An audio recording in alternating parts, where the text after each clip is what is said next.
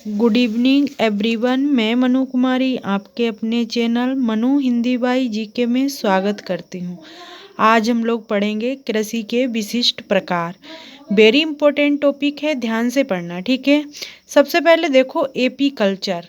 AP culture किससे संबंधित है? तो मधुमक्खी पालन से संबंधित है। फिर दूसरा है बीटी कल्चर। बीटी कल्चर किससे संबंधित है? तो अंगूर उत्पादन से संबंधित है। ये बीटी कल्चर यूपी पुलिस के पेपर में आ चुका है, ठीक है, याद कर लेना, वेरी इंपॉर्टेंट है। फिर तीसरा देखो पीसी कल्चर।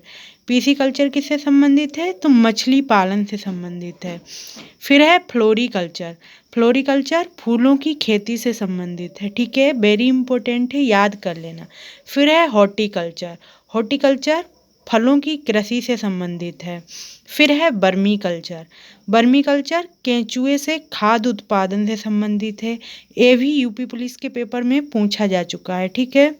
फिर है अरोबोरी कल्चर, यानी वृक्षों व झाड़ियों की कृषि से संबंधित है। फिर है ओलेरी कल्चर। ओलेरी कल्चर किससे संबंधित है? तो सब्जी उत्पादन से संबंधित है। फिर है सेरीकल्चर। सेरीकल्चर किससे संबंधित है? ये रेशम कीट पालन से संबंधित है, वेरी इंपॉर्टेंट है, याद कर लेना। फिर है मेरीकल्चर। मेरीकल्चर समुद्री जीव उत्पादन से संबंधित है, ठीक है। इस बार मेरी कल्चर वेरी इंपॉर्टेंट है, याद रखना। फिर है सिल्वी कल्चर, वनों की कृषि से संबंधित है। सिल्वी कल्चर वनों की कृषि से संबंधित है। फिर है हाइड्रोकल्चर, पानी में कृषि, बिना मिट्टी की कृषि, वेरी इंपॉर्टेंट है, याद कर लेना। यानी हाइड्रोकल्चर, हाइड्रो माने पानी ही होता है, ठीक है, याद कर लो ऐसे, यानी बिना मिट्टी की कृषि को हाइड्रोकल्चर कहते हैं, जो पानी में कृषि होती है, ठीक है, याद रखना।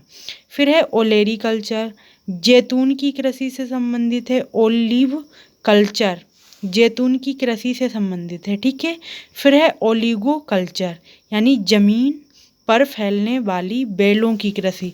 ओलिगो कल्चर भी वेरी इंपॉर्टेंट है। ये आपको छोटा मोटा टॉपिक लगता है, लेकिन यहाँ से 2 नंबर पक्के होते हैं, ठीक है, याद कर लेना, वेरी इंपॉर्टेंट टॉपिक है। अब हम मिलेंगे नेक्स्ट वीडियो में।